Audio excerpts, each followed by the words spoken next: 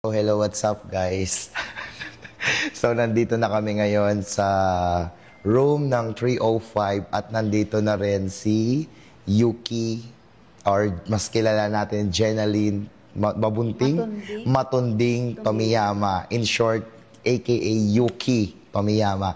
So guys, kinontak na namin siya at pinadala na namin siya rito sa hotel. Nasa 5th floor na rin yung anak niya. So ngayon, bibisitahin muna natin si Yuki rito sa room niya kung ano yung nararamdaman niya dahil magkikita sila ng anak niya. Kasi tinawagan ko na siya kanina eh. Diba, napapuntahin ko rito. So guys, tara, let's go. Katokin natin.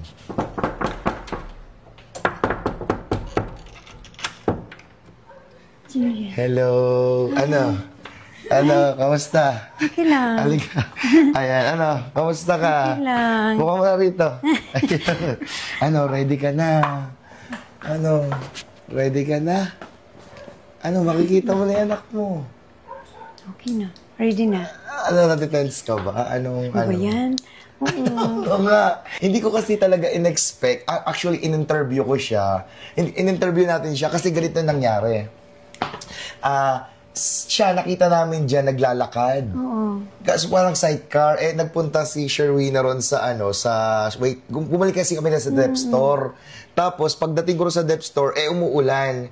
Si Sherwina ay natambay sa waiting shade. Ako, pinapapasok ko na si Sherwina, ayaw pa rin. Oo. Ngayon, parang napansin ko, sabi ko, parang kilala ko to. Ito yata yung natulpo, tas parang nagta-try bike. Tinawag ko ngayon, Sherwina. Pumasok na si Sherwina. Tinawag ko, ikaw di ba yung nagsa-sidecar? Opo. Anong ginagawa mo rito dito sa lugar na to? Nagpapunta daw siya kay Mayor Belen Fernandez para sa pasasalamat. Oh.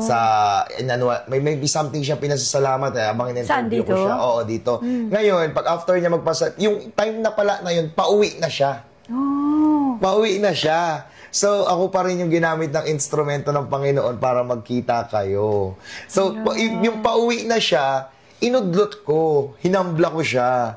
Ngayon, pinastay ko muna siya sa hotel para magkita kayong dalawa. Kasi nagulat talaga ako sa sinabi niya.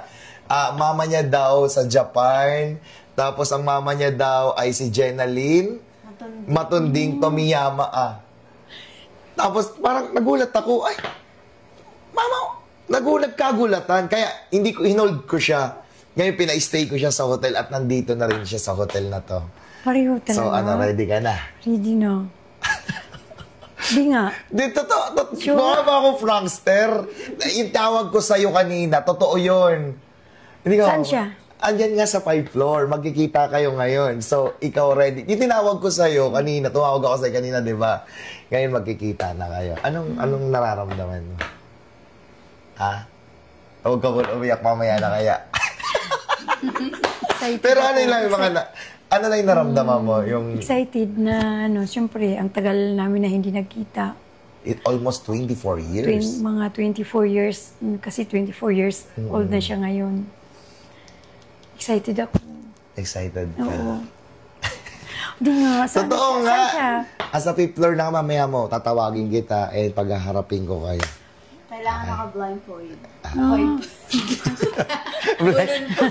Blindfold? Sige, ready ka na, ha? Okay. Ramdamin mo lahat. Okay? Sige. Thank you. Thank you, Re. So, hello, what's up, guys? At syempre, pupuntahan natin si Sikad. Dito rin siya naka-room sa 312. So, ngayon, kakamustahin natin kung nakapag-prepare na siya, okay na siya. Hi, Sikad. Hello, kamusta? Labas ka rito. Wow! Ang gwapo naman ni Sikad. So, Sikad, okay ka na? Opo. Anong nararamdaman mo? Kinakabahan ka? Medyo kinakabahan po. Kinakabahan ka. So, kailangan ko tong ilagay tong peering mo, ha? Okay, ilalagay natin yung peering mo. Lagay natin sa tenga and then sa kabila. Opo. Let's go. Let's go. Opo. Tara, let's go. Okay ka na? Huh? Ready ka na? Ready Saan ka tayo? na? Bago ang lahat, ipipiringan muna kita. Hello. Ikaw na magdala Sure? sa kanya, Sharwina, ha? Ticket ka, madam. Ayan. Sure? Oo, pipiringan kita. Talaga Oo nga. Oo, pipiringan kita. Grabe naman. Dali. Ayan. Oh. Yung kanina kita dito. Oo, ayan. Ticket Oops. ka. Walang Ayan. didilat. Surprise. Kadidilat na surprise yan. Ayan. Surprise yan, Yuki, ha? Kita ko, dumidilat ka. Ayan. Oh. Basta pikita mo na lang ngayon, Sharwina, ikaw ang mag-assist sa kanya. Grabe ha? talaga. Papunta ron, ha? Ready ka na? So, Sharwina, pasok mo na yan. Walang bubukas ng mask, walang bubukas ng blindfold.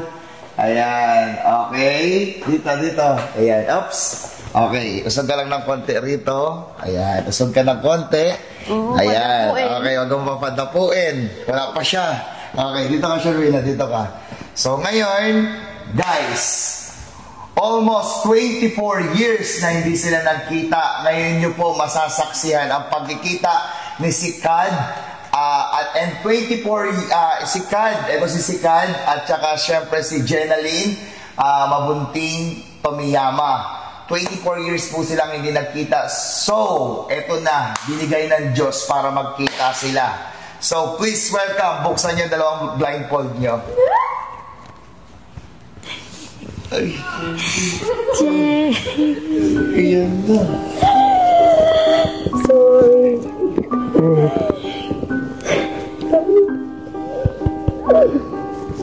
Pangita taman ka. Pangita ka ni daddy ni mo. May pangitan ka doon. Adayin mo. Layas-layas mga bukan. Sorry. Siyempre naman po ko'y pamilya.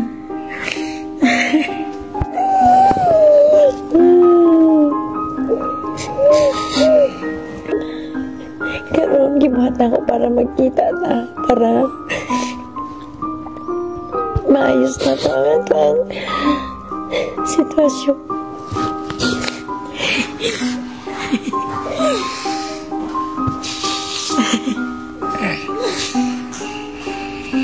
Kamusta naman ka? Okay lang. Okay lang po.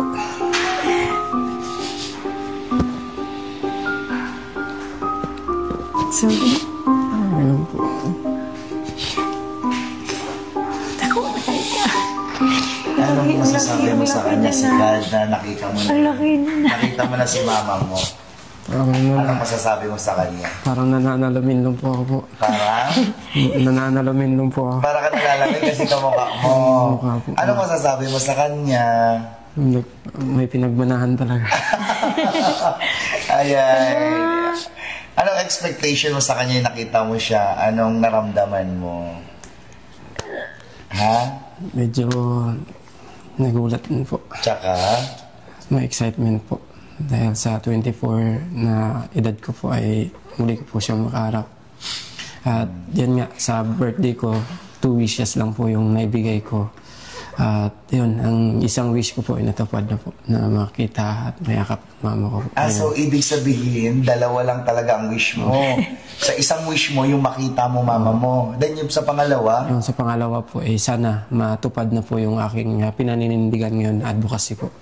Na magkaroon ng proteksyon ng mga matatanda. Kasi ayaw ko din po na maranasan ng mama ko kung ano man po yung naranasan niya. Kasi hindi lang po sariling anak, hindi kapamilya po. Ayaw ko po na may mga kapamilya ko na abusuhin yung magulang. Kasi utang namin yung buhay namin sa kanila. So, ibig sabihin, kaya mo advocacy mo na yung para din sa mama mo.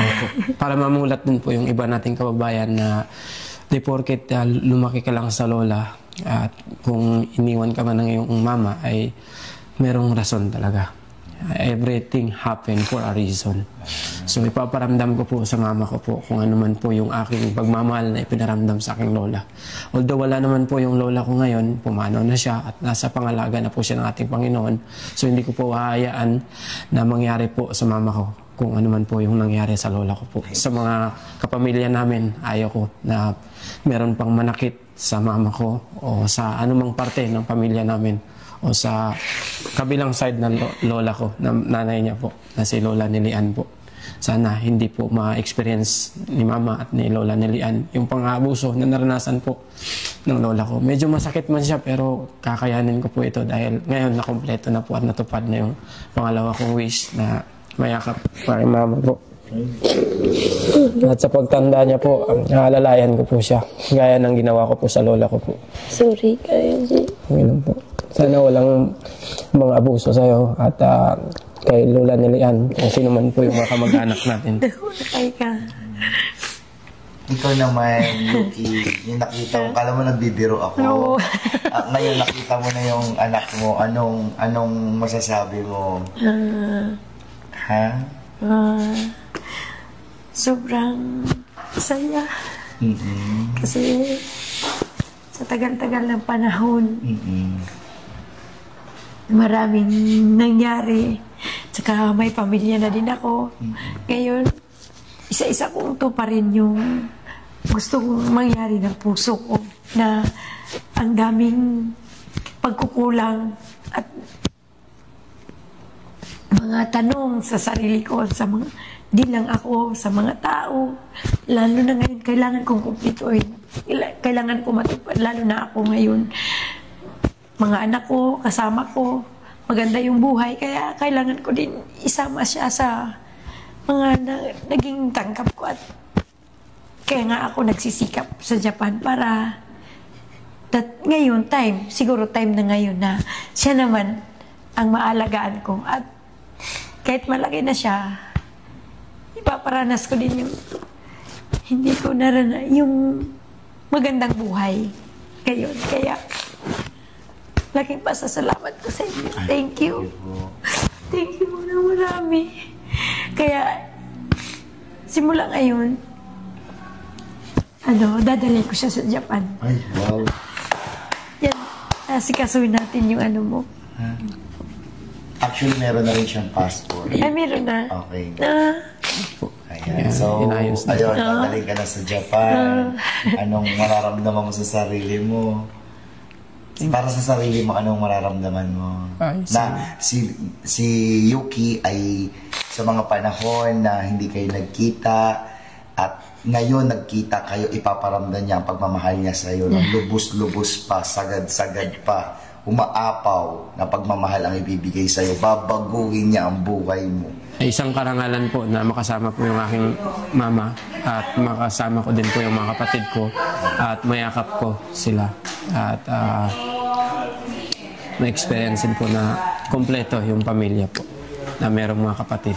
Kasi dito sa aking pananatili at sa paglalakbay sa Pilipinas, naging pamilya ko lang po yung mga alkalde, mga gobernador, mga representative, mga barangay at tanod. At naging kapatid ko yung mga SK chairman lang at SK kagawad. So ngayon, makakasama ko na yung sarili kong kadugo at sarili kong nanay. Isang hug naman para sa amin. Ayan. Thank you so much. And guys. So, okay na. So, banding kayo. So, guys, bibigyan ko mo rin ako sa'yo. Ayan. Para meron kayong communication sa isa't isa. Diba? Pag may problema ka or may gusto kang gawin, pwede mong kontakin si mama mo, ha? Alright? Ano yan? Gusto mo tingnan? Ayan. Oh, ayan. Ayan. Thank you. Sasama ka na sa Japan kay mama mo, ha? Ayan. Isang hug na ulit. Ayan, hug mo na kayo ulit. Yay! Ayan.